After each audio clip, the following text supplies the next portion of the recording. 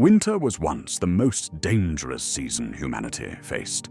Before electricity, before central heating, before cities carved light into the darkness, winter meant hunger, illness, isolation, and death. Fields went silent, animals vanished, roads disappeared beneath snow, and above all, the sun weakened, retreating day by day, as if abandoning the world entirely.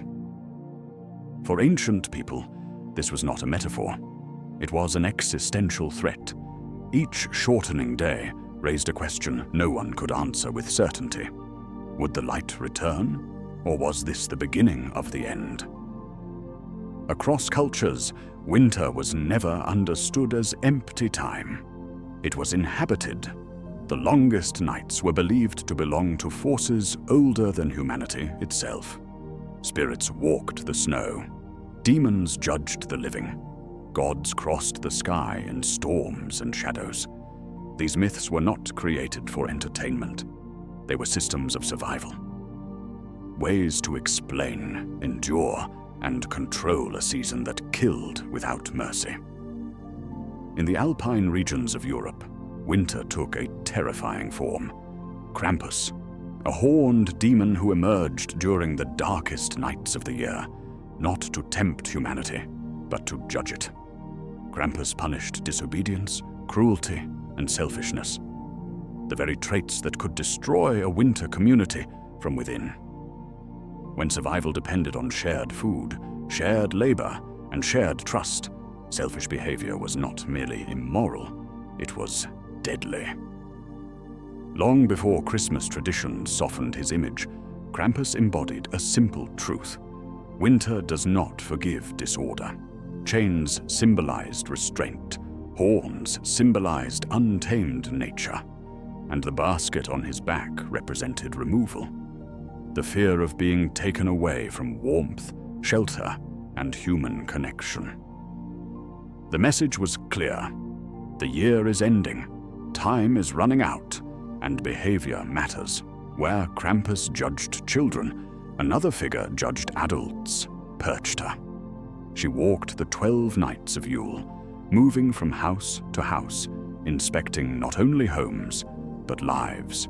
Had people worked honestly? Had they respected their obligations? Had they cared for family and community? Perchta's punishments were brutal because her lesson was final. You cannot lie to winter. In agrarian societies, winter was the season of accounting, when excuses froze and only truth remained. Perchta was not random cruelty. She was the year itself demanding answers.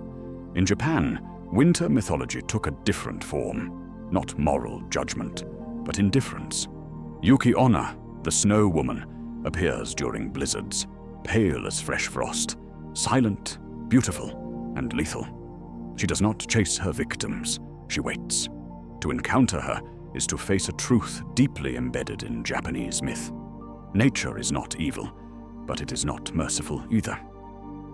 Yuki-Onna represents winter as it truly is, impartial, cold, and breathtakingly unforgiving. Some legends say she spares the young or the honest. Others say she vanishes at dawn. But in all versions, she embodies the same idea. Beauty and death are not opposites. They can be the same thing. Across Northern Europe, winter storms became something even more terrifying. The Wild Hunt, a host of spectral riders led by Odin, sweeping across the sky during the longest nights. To hear the hunt was to know fear. To see it was to risk being taken. Not merely killed, but removed from the world of the living altogether.